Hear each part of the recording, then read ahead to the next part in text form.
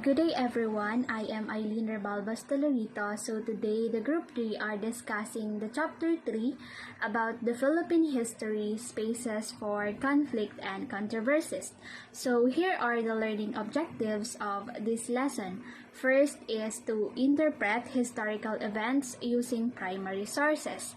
The second is to recognize the multiplicity of interpretation that can be read from the historical text. The third is to identify the advantage and disadvantages of employing critical tools in interpreting historical events through primary sources.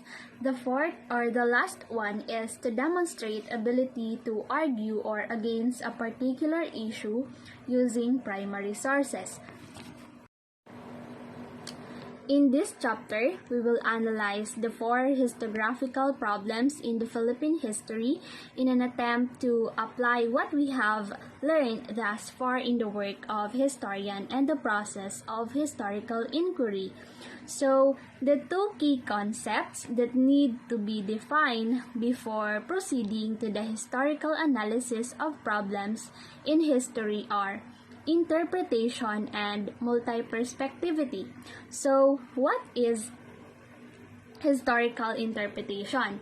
So, making sense of the past or history interpretation. We all know that history is the study of the past, but a more contemporary definitions is centered on how it impacts the present through its consequences.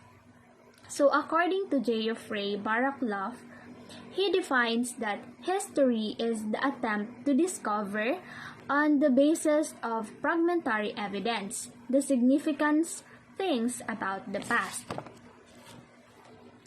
An example of historical interpretation is the Code of Kalanchaw. So, what is Code of Kalanchaw? It is the epic history of Maragtas. So, Datu Badihara Kalanchaw, the one who promulgated the Code of Kalanchaw. He is the 3rd chief of Panay and he is born in Aklan. He established his government in the peninsula of Batang Aklan.